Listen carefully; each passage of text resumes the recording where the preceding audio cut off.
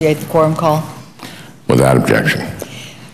Mr. President, as of now, we are scheduled to vote on a motion to proceed to Senate Joint Resolution 20 regarding Libya. Mr. President, we have been called into session having made plans to spend this week in our states, meeting with constituents as we try to do at least once a month. But we've been called back in because there is a budget crisis in this country, because we have a debt ceiling of over $14 trillion that is getting ready to be hit. And we need to focus on that and that alone during this week. We've been talking about it, we've been talking around it, and honestly, Mr. President, we don't seem to be making much progress. If we're going to do anything this week, we should be talking about how we are going to address this issue. This is what is on the mind of the people of our country today. I have been home over the weekend, just got back, and everyone I talk to is scared to death about this debt, about what is going to happen. People think there does need to be significant change, reform, a different way of doing business than just borrowing and borrowing and borrowing. They're also concerned about hitting the debt ceiling and not lifting it. And they're wondering, what in the heck are you going to do? So now we're back here in session because of that crisis, and somehow we're talking about Libya. Now, Libya is important. It's important because there are American troops, part of a coalition that have been put there by the president without really consulting Congress. And now there is a resolution which, frankly, I could not support. I will not give the president authority to continue this. I think we need a full and fair debate on that. But now is not the time to be doing that when we are 4 weeks away from a potential debt crisis that could affect our people in our country right now, people who depend on our government to function, as well as our global standing. So let's talk about what we could do. What we could do is produce a budget. It has been 797 days or so since the Senate has passed a budget resolution. So we haven't set the level of spending and the priorities for spending that Congress, which is our constitutional responsibility, it is Congress's to pass a budget. We haven't passed a budget in almost 2 years. Almost 2 years. Now, we have got to do that because we're coming on about 3 months from the end of a fiscal year. We should be passing appropriations bills that are based on a budget, but we don't have a budget.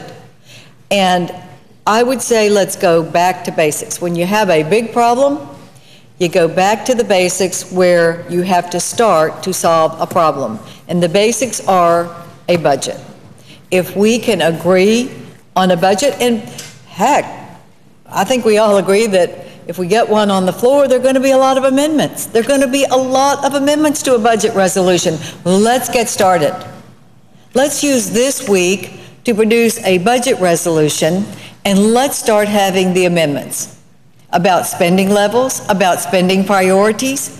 That will be a way that we can start the process of determining if we can, in fact, lift the debt ceiling, because there are significant cuts in the spending in this country that would show the rest of the world that is holding our debt, as well as the American people who are living with this government and holding part of the debt, that we're serious, that we are going to get our financial house in order, and we're going to do it with a budget resolution that cuts spending and sets priorities, like every family and every business in this country are required to do. And most states, by the way, are required to do it as well. A few don't, and we see them sort of ambling over toward the B word, bankruptcy, and that's not a possibility. That is not a possibility for this country, and we need to take the reins right now to assure that the world knows we are not going to handle our fiscal responsibilities by continuing to borrow when we know we don't have the revenue coming in to pay for all of these programs.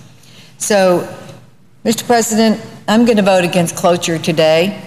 I'm going to vote against cloture along with, I know, many people for different reasons. Some people are voting against cloture because they don't think we ought to be giving the president the authority to continue going into another country's civil war when we have such commitments in Afghanistan and Iraq, when we are over-deploying our troops, when we are spending money that we are having to borrow, when we are taking the lion's share of this responsibility for our allies.